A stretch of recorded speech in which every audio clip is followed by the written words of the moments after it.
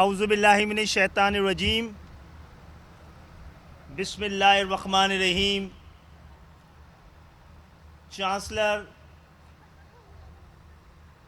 سر سید university, vice chancellor doctor منور، علی گڑھ مسلم university old boys association کے ممبران، فیکلٹی ممبرز، ڈینز، پروفیسر، ماہر تعلیم، لیکچرار، اساتذہ اکرام، گریجویٹس اور اس ملک کا سب سے قیمتی قومی اثاثہ میرے نوجوانوں، طالب علموں اور پراؤڈ پیرنٹس، السلام علیکم. آج کی یہ شب میرے دن کا سب سے اہم ترین اور روشن ترین لمحہ اور وقت ہے کہ میں ایک ایسی یونیورسٹی کو جو ایک ایسے شہر میں اور ایسے لوگوں کے لیے یہاں کے اس شہر کے اپنے لوگوں نے جو دل میں درد بھی رکھتے تھے اور سوچ بھی رکھتے تھے، ایک ایسے شہر کو، ایک ایسے طبقے کو، ایک ایسی شناخت کو جس کو کہ 50 سال سے اس کی شناخت کی بنیاد پر تعلیم سے دور رکھنے کے لیے، نوکریوں سے دور رکھنے کے لیے کوٹا سسٹم کا سامنا تھا، اور ایسے مہربان تھے اس صوبے میں کہ جن کا مطالبہ صرف یہ نہیں تھا کہ وہ تعلیم حاصل کریں، بلکہ ان کا مطالبہ یہ بھی تھا کہ سامنے والا تعلیم حاصل نہ کرے.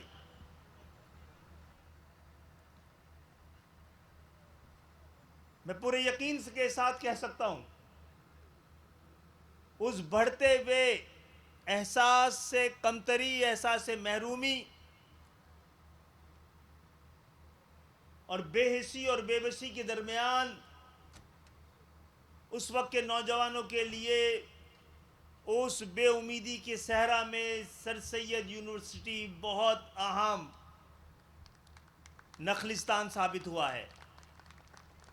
جس بڑی تعداد میں سامنے لوگ بیٹھے ہیں اور جتنا بڑا یہ شہر ہے، جس کو صحیح گنا جائے تو یہ 3.5 کروڑ کے سے زیادہ کا شہر ہے، 200 ملکوں کی آبادی سے زیادہ کا شہر ہے. یہ شہر چلتا ہے تو یہ ملک پلتا ہے. اس شہر کے ساتھ پاکستان کی شناخت، پاکستان کا تاریخی پس منظر، پاکستان کا نظریہ سب وابستہ ہے. عزیز طالب علم ساتھیوں، میری اپنی شناخت بھی ایک طالب علم لیڈر کے حیثیت سے رہی ہے،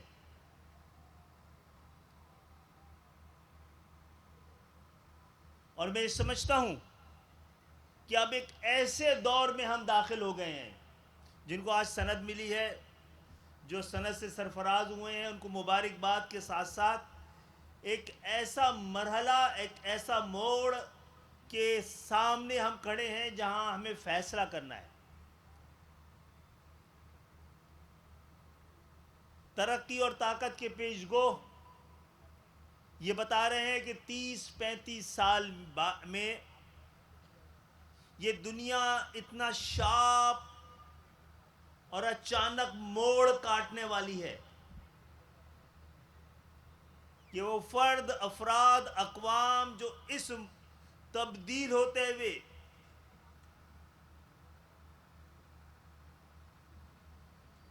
اس تبدیلی کے ساتھ خود کو تبدیل کرنے کی اہلیت نہیں رکھیں گے، وہ irrelevant ہو جائیں گے. اندازہ یہ ہے کہ شاید 1 ارب لوگ irrelevant ہو جائیں. میں نے آج بھی صبح کہیں بات کی ہے کہ تاریخ ہمیں یہ سکھاتی ہے کہ دنیا میں کبھی بھی کوئی ملک تنہا ترقی نہیں کرتا. جب بھی ترقی کرتا ہے تو پورا خطہ کرتا ہے. یورپ نے انگڑائی لی، یورپ جاگا تو پورے یورپ نے ترقی کی گزشتہ 30 سالوں میں.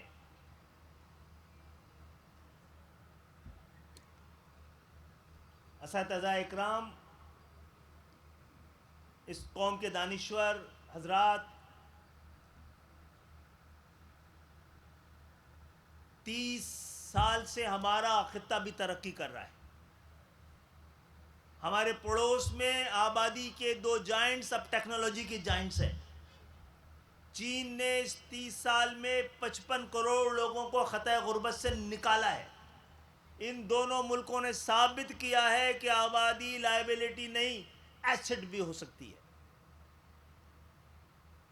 اس تبدیل ہوتی ہوئی دنیا میں ہم ایک بار پھر ایک ایسے فیصلہ کن موڑ پہ ہیں جب ہمارے پاس 35 سال سے کم عمر آبادی 18 کروڑ ہے. دنیا کے جدید ترین دو ملکوں کو چھوڑ کر یہ نوجوانوں کی تعدادی دنیا کے کئی 100 ملکوں سے زیادہ ہے. اب فیصلہ ہمیں کرنا ہے. قدرت نے ہمیں موقع دیا ہے. ایک طرف ایجنگ نیشنز ہیں، ایک طرف آپ کا یوتھ بلج ہے. یہ چیلنج بھی ہے اور یہ اپرچونٹی بھی ہے. یہ ہمارے لیے ایسٹ بھی بن سکتے ہیں. اور سب سے قیمتی نیشنل ایسٹ سامنے بیٹھا ہے.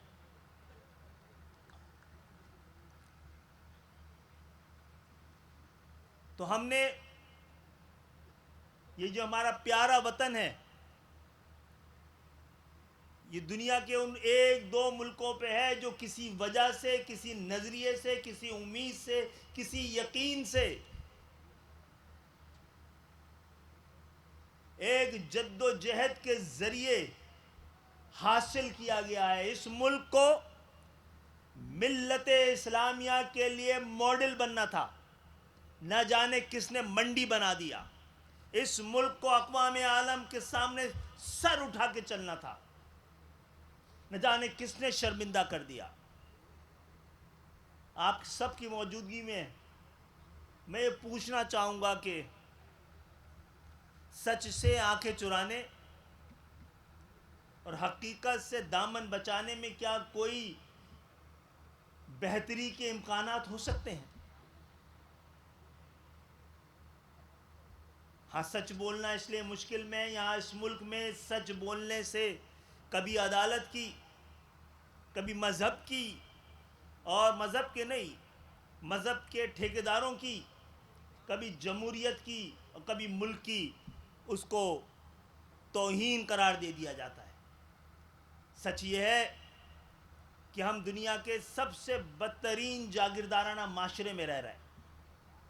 اور یہ ممکن ہی نہیں ہے کہ کسی ملک میں جاگیردارانہ نظام بھی ہو اور وہاں جمہوریت بھی ہو. یہ ممکن ہی نہیں ہے کہ کسی ملک میں جاگیردارانہ نظام ہو اور وہاں تعلیم بھی ہو. یہ ممکن ہی نہیں ہے کہ کسی ملک میں جاگیردارانہ نظام ہو اور وہاں انصاف ہو، مساوات ہو، ترقی ہو، تعمیر ہو.